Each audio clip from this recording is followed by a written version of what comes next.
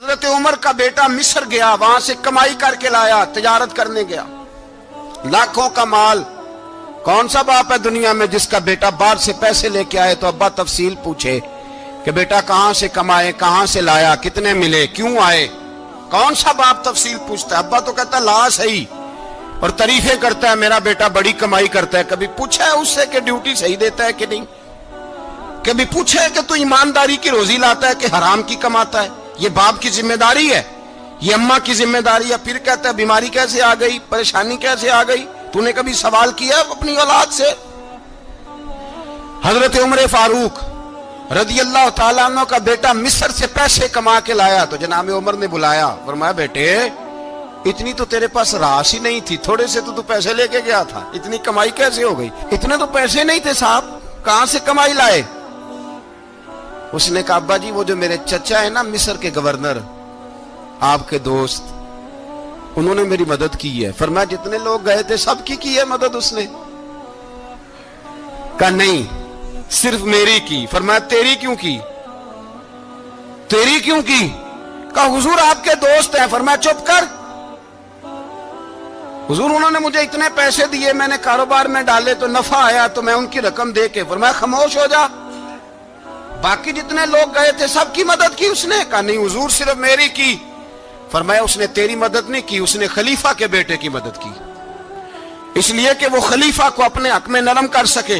فرمایا آدھا مال تیرا ہے، آدھا مال غنیمت کا ہے، مال خزانہ کا ہے، مسلمانوں کا ہے، اس لیے کہ تو جو وہاں سے مال کما کے لایا ہے وہ اپنے باپ کے خلیفہ ہونے کی وجہ سے کما کے لایا ہے، لہذا رکھ ادھر۔ یہاں کہتے ہیں کدھر سے آیا، کیسے آیا، کون سا حساب دیں، کیا کریں؟ او بھائی حضرت عمر رضی اللہ تعالیٰ عنہ کا اپنی اولاد کے بارے میں یہ رنگ ہے۔ ایک جنگ سے نا خوشبو آئی، خوشبو بڑی مہنگی ہوتی تھی، عرب میں خوشبو آج بھی بڑی مہنگی ہے، وہ زیادہ استعمال کرتے ہیں۔ میری باتوں کی سمجھ آ رہی ہے میرے بھائیوں؟ بڑی مہنگی خوشبو تھی۔ جب وہ خوشبو آئی تو حضرت عمر نے کہا، گھر میں پہلے پہنچی حضرت عمر کے، چونکہ زیادہ عورتیں استعمال کرتی تھی گھر کے اندر خوشبو، مرد بھی لگاتے تھے۔ حضرت عمر نے اپنی بیوی سے کہا، آپ کی زوجہ تو تھی وہ بڑی خوشبو کو پسند کرتی تھی۔ حضرت عمر نے اپنی زوجہ سے کہا کہ خوشبو لاؤ، میں نے ایک عورت کی ڈیوٹی لگائی ہے، وہ خوشبو تول کے نا تو حصہ برابر صحابہ میں بانٹ دے گی۔ تو آپ کی زوجہ کہنے لگی کسی بی بی کی ڈیوٹی لگانے کی کیا ضرورت تھی، میں جو موجود تھی میں بانٹ دیتی ہوں تول کے حصہ برابر۔ آپ نے فرمایا نہیں تو رہنے دے، وہ فلانی بی بی بانٹے گی۔ کہا حضور میں نے بھی بانٹنی ہے، میرے پہ کچھ حق ہے؟ آپ نے فرمایا نہیں تو تفصیل نہ پوچھ، تو خوشبو دے دے، کوئی اور بانٹے گی۔ خاتون خانہ تھی نا، کہنے لگی نہیں مجھے بھی آج آپ کو بتانا ہی پڑے گا کہ کوئی جو بانٹ سکتی ہے تو میں کیوں نہیں بانٹ سکتی؟ زوجہ کہتی عمر نے بات کی تو میری چیخیں نکل گئی۔ حضرت عمر فرمانے لگے جب تو خوشبو بانٹے گی نا تیرے ہاتھوں کو بھی لگے گی، تیرے دوپٹوں کو بھی لگ جائے گی۔ اگر رب کریم نے مجھ سے سوال پوچھا کہ عمر خوشبو تو مسلمانوں کی تھی، تیری بیوی کے دوپٹے کو کیوں لگ گئی، تو میں اللہ کے حضور کیا جواب دوں گا؟ اگر اللہ نے یہ سوال کیا کہ تیری بیوی نے کیوں لگائی، وہ تو حصہ تھا مسلمانوں کا، تو نے تیری بیوی نے کیوں لگائی؟ تو فرمایا میں نہیں چاہتا کہ اللہ کے حضور مجھے اور تجھے باز پرس ہو، لہذا کسی اور کو بانٹنے دے۔ زوجہ روئی اور تڑپ کے کہنے لگی عمر مجھے لگتا ہے صبح قیامت بھی تیری بیوی ہونے کی وجہ سے اللہ مجھے جنت عطا فرما دے گا، تیری زوجہ ہونے کی برکت سے۔ بھائی یہ معیار رکھا، خدا کی قسم ایسا شخص تاریخ میں دوبارہ نہیں آیا۔ اتنا بڑا آدمی، اتنا بڑا شخص، اتنا بڑا آدمی، اور پھر رنگ یہ ہے کہ عمر 22 لاکھ مربع میل کا حکمران، 22 لاکھ، اور کھجور کے درخت کے نیچے مٹی کا ڈھیلا لے کے سو گئے ہیں، پرواہ کوئی نہیں، کوئی مسئلہ ہی نہیں۔ 2 غلام ساتھ بیٹھے تو ایک روٹی حضرت عمر نے گھر سے منگوائی، تھوڑا سا سرکہ، تو غلام کہنے لگے ہم نے بھی کھانی ہے۔ فرمایا کوئی حرج نہیں، روٹی کو پیٹ بھر کے کھانا ضروری تو نہیں، 3 حصوں میں بانٹ لیتے۔ ایک آدمی آیا ہوا تھا مصر کا رہنے والا ملنے کے لیے، اس نے پوچھا عمر کدھر ہے، تو کہا وہ ادھر جاؤ مسجد میں بیٹھے ہوں گے، اور واپس آیا تو کہنے لگا وہاں تو 3 غلام بیٹھے ہیں۔ ایک روٹی بانٹ بانٹ کے کھا رہے ہیں, لگتا ہے کئی دنوں سے روٹی نہیں ملی. کہا 3 غلام تو کوئی نہیں, وہاں 2 ہی تھے, تیسرے تو امیر المومنین تھے. اس نے کہا نہیں نہیں, 3 غلام ہیں, کپڑے بھی ایک طرح کے پہنے ہوئے ہیں, بلکہ 2 کے تو پھر صحیح ہیں, تیسرے کے تو زیادہ ماڑے ہیں. کپڑے بھی ایک طرح کے, کھانا پینا بھی ایک طرح کا, اور ان کا نشست برخاست بھی ایک طرح کی ہے, لہذا کوئی فرق نہیں. حضرت ابو ہریرہ کہتے ہیں میں لے کے آیا, اور جناب عمر کو جب میں نے کچی زمین میں تامت سمیٹ بیٹھے دیکھا تو میں رو پڑا. میں نے اس مصر سے آنے والے کو کہا تو اس کے جلوے دیکھ, اگر اس کی ذات میں اتنا حسن ہے تو محمد عربی کا مقام کیا ہوگا. یہ مقام غور ہے, مقام غور.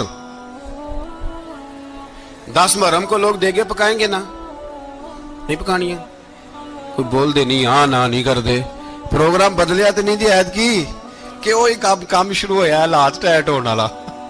کیوں جی, پکنی ہے نا دیکھیں 10 محرم کو انشاءاللہ تعالی, ہم بھی پکائیں گے انشاءاللہ, یہاں بھی پروگرام ہوگا.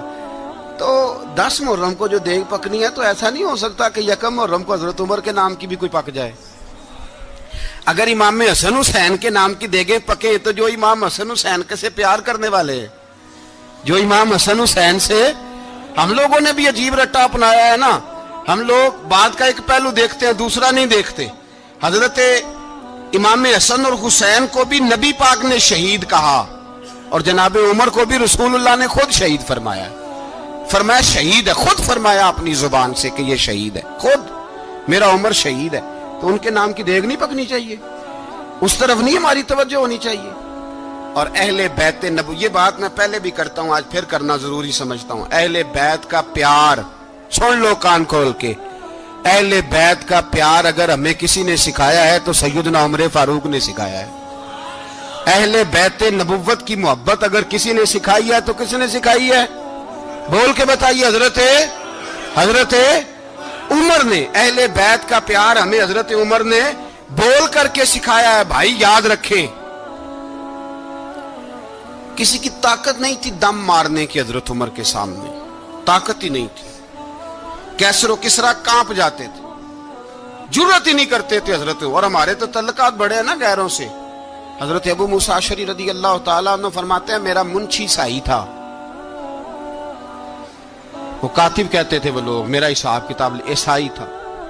تو فرماتے ہیں ایک دن میں نے وہ سارا حساب کتاب لین دین کے حضرت عمر کو دکھائے تو فرمانے لگے جس نے لکھے ہیں اس کو بلاؤ. کہنے لگے حضور مسجد نہیں آ سکتا.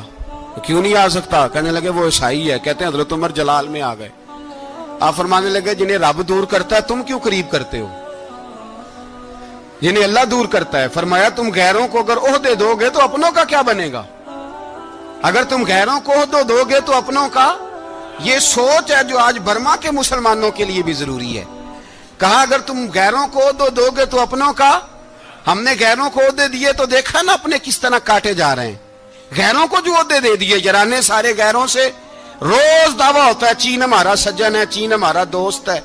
او بھائی دوست ہے تو اس سے کہو نا کہ برما تو تمہاری ایک چھوٹی سی ریاست ہے, چین کے بغیر تو وہ سانس بھی نہیں لے سکتا. اس کو کہو نا اس حکومت پہ دباؤ ڈالے. لیکن ہم لوگوں نے غیروں کو عہدے دیے تو اپنے پس گئے. حضرت عمر کہتے تھے ذمی کا ہم ادب کریں گے, ذمی کافر کا ہم, ایسا کافر جو مسلمان ریاست کو قبول کرے, بدامنی نہ پھیلائے. ایک آدمی کو آپ نے دیکھا آنکھوں سے نابینا ہے اور بھیک مانگ رہا ہے, تو حضرت عمر کو نظر آ گیا. فرمایا کون ہو؟ اس نے کہا میں یہودی ہوں.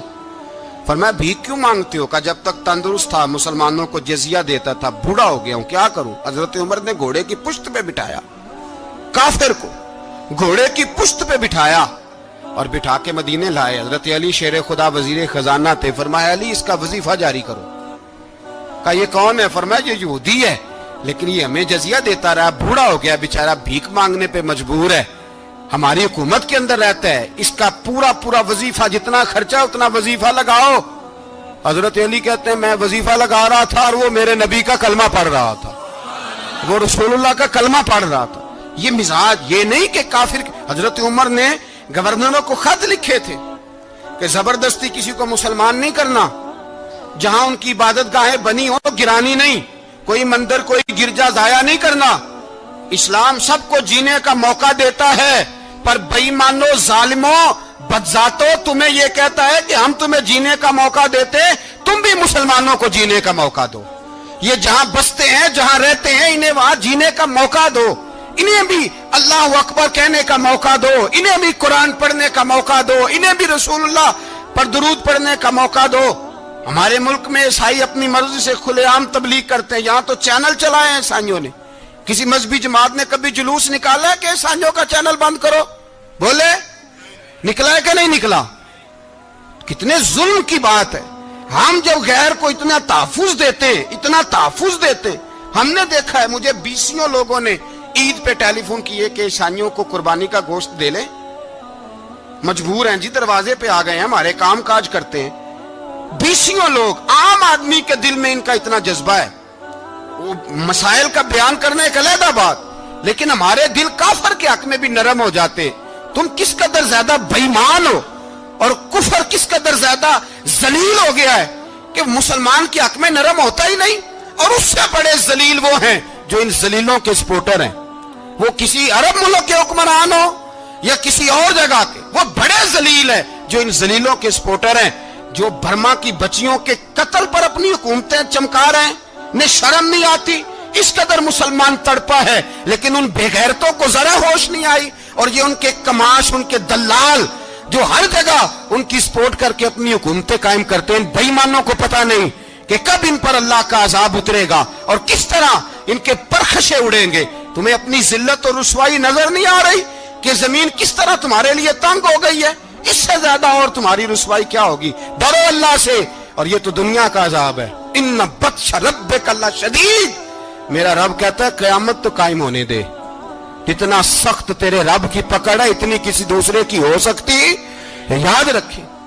और थोड़ा एहतियात करें हम सब लोग भी, जो हम लोग आधी जुबान बोल के भी इनकी सपोर्ट करते। अब शर्म आनी चाहिए हमें इन हुकूमतों की सपोर्ट करते जो मुसलमानों की लाशों के ऊपर हुकूमतें कायम करते हैं। शर्म आनी चाहिए। बहरहाल बात दूर निकल जाएगी और मैं अपने मजमून पे रहता हूं। अहले बैत का प्यार अगर सिखाया है तो जनाब उमर ने सिखाया है, रदी अल्लाह ताला अन्हो। इमाम हसन मिलने, आप यकीन करें, मैं जब इस वाकया को पढ़ता हूं तो मेरा दिल झूम जाता है। मैं कहता हूं यार, डाटा होना अपनी जगह पे, इश्क होना अपनी जगह पे, इंसान का बावकार होना अपनी जगह। जहां खड़े होना था वहां ये खड़े होते थे, और जहां झुकना था वहां ये इन लोगों में इकबाल ने कहा था, तेरी निगाह नाज से दोनों मुराद पा गए, अकले गियाबो जुस्तजू इश्के हुजूरो इस तरह। जहां अगर आया है सामने कैसरो किसरा तो उमर जैसा दलेर कोई नहीं, अगर सामने आया ईरान का बादशाह तो उमर जैसा तगड़ा कोई नहीं, अगर आया है सामने गुस्सान का बादशाह तो उमर जैसा आदिल कोई नहीं। लेकिन अगर अली का बेटा आया है, अगर फातिमा के लाल पारे आए हैं, तो फिर फारूक आजम से जैसा मुहिब कोई नहीं, फिर उनसे जैसा प्यार करने वाला कोई नहीं। अंदर बैठे हैं जनाबे उमर, अंदर तन्हाई में कुछ वजीरों से गुफ्तगू हो रही है, मीटिंगें जारी हैं। आपके बेटे मिलने आए जनाबे अब्दुल्ला इब्ने उमर, अब्बा जी मिलना है। बात ठहरो, बात कर रहा हूं, कोई ना अंदर आए। साहबजादा बाहर खड़ा है। थोड़ी देर गुजरी तो इमाम हसन भी आ गए। कौन आए? आपको अजब मिलेगा इमाम साहब का नाम लेने से, वो सरदार हैं जन्नतियों। कौन आए? सारे बोलिए, इमाम हसन। तेरी नस्ल पाक में है बच्चा बच्चा नूर का, तू है ने नूर तेरा सब घराना। इमाम हसन आए तो हजरत अब्दुल्ला इब्ने उमर को दरवाजे पे खड़े देखा। कहा अमीरुल मोमिनीन कहाँ हैं? कहने लगे हजरत उमर के बेटे। कहने लगे वो अंदर बैठे, कुछ मीटिंग हो रही है और उन्होंने कहा कोई अंदर ना आए, लेकिन आप जाना चाहें तो चले जाएं। आप जाना चाहें तो, तेरी नस्ल पाक में है बच्चा बच्चा नूर, आप जाना चाहें तो चले जाएं। तो उन्होंने कहा जब आप बाहर खड़े हैं तो मुझे कोई इतना जरूरी काम नहीं, और अभी जोर की नमाज थोड़ी देर में होगी, मैं मस्जिद में मिल लूंगा अमीरुल मोमिनीन से।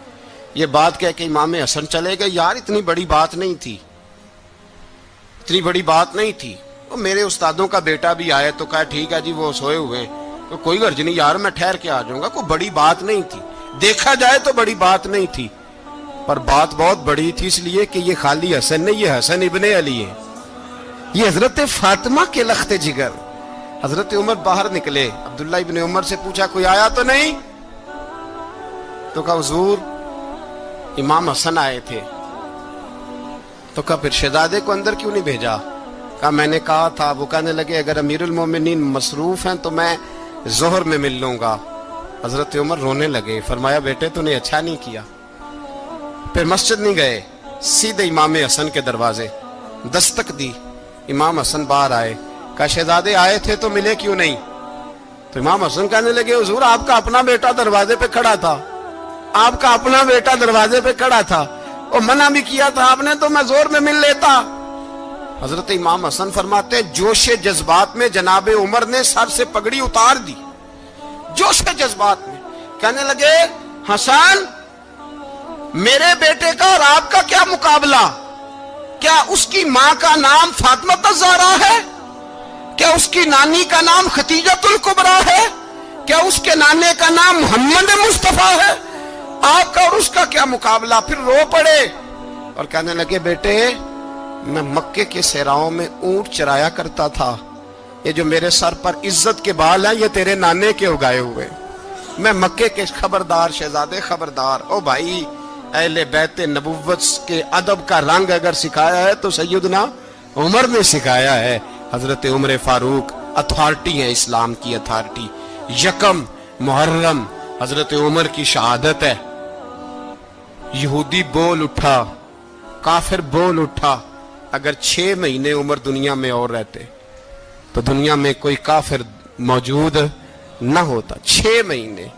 اور جب اس بطل جلیل کا جنازہ اٹھا, اللہ بخاری پڑھیے نا, اللہم ارزقنا شہادت فی سبیلک, اللہ بسترے کی موت نہ دینا, شہادت کی دینا. عمر شہید ہوئے, مسجد نبوی میں نماز پڑھاتے, اور جب جنازہ اٹھا تو مدینے کا پھر پیچھے جو دلیر بچے وہ مولا علی تھے. مولا علی جناب عمر کا جنازہ اٹھا تو سب سے پہلی ہائے جو نکلی وہ حضرت علی کی زبان سے نکلی, اور حضرت علی ساری داڑھی آنسوؤں سے بھر گئی. لوگوں نے کہا کہ علی کیا ہوا؟ فرمانے لگے تم دیکھ نہیں رہے جنازہ کس کا اٹھا ہے, پلٹ کے دیکھو تو صحیح, تم پتہ نہیں یہ کون گیا ہے. کہ حضور کیا ہوا؟ آپ فرمانے لگے عمر اس طرح کے کام کر کے گیا ہے, اب ان کے رستوں پہ کون چلے گا؟ کون اس کے جگر راہ وفا میں؟ میں نقش ایسے چھوڑ آیا ہوں, میں جس منزل سے گزرا ہوں وہ اب تک یاد کرتی ہے. حضرت علی حضرت عمر کے جنازے پہ کھڑے ہو کے کہتے ہیں اللہ مجھے اس طرح کے عمل کرنے کی توفیق دے جس طرح کے عمر کر کے گیا. میرے بھائی بطل عزیز, بطل حریت حضرت عمر رضی اللہ تعالیٰ عنہ جو اپنی زندگی انقلاب والی گزار کے گئے.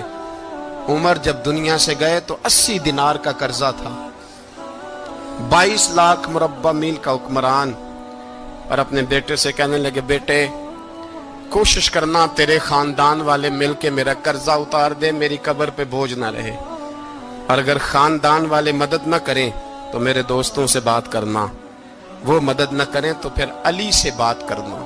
ان کا پیار آپس میں اتنا, اور تو اختلاف ثابت کر رہا. 80 دینار کا قرضہ چھوڑ کر حضرت عمر دنیا سے گئے, اور جاتی دفعہ کہہ گئے میرے بعد میرے بچوں کو حکومت کے مشورے میں بھی شامل نہ کرنا, حکومت کے مشورے میں بھی میری اولاد شامل نہ ہو. اتنا بڑا شخص اتنا بڑا رنگ دے کے یکم محرم کو جب عمر فاروق کا وصال ہوا تو بیٹے سے کہنے لگے اماں عائشہ سے جا کے کہو میرا بھی نبی پاک کے روزے میں دفن ہونے کو دل کرتا ہے. ایک قبر کی جگہ ہے اماں جی نے اپنے لیے رکھی ہے, بخاری ہے بخاری. حضرت عائشہ کے پاس صاحبزادے گئے, کہنے لگے اماں جی عمر کو زخم لگ گیا ہے, حالت بڑی پریشانی والی ہے. وہ کہتے ہیں اگر اماں اجازت دیں. سید عائشہ رو پڑی, فرمانے لگی کہ وہ اپنی قبر کی جگہ تو نہیں نہ کسی کو دیتا, پر عمر نے کمال ہی بڑا کیا. اسے کہو جاؤ گنبد خضرا میں قیامت تک جو مصطفیٰ پہ اور ابو بکر پہ سلام پڑے گا وہ تجھ پہ بھی سلام پڑھ کے جائے گا, جاؤ میں نے جگہ دی.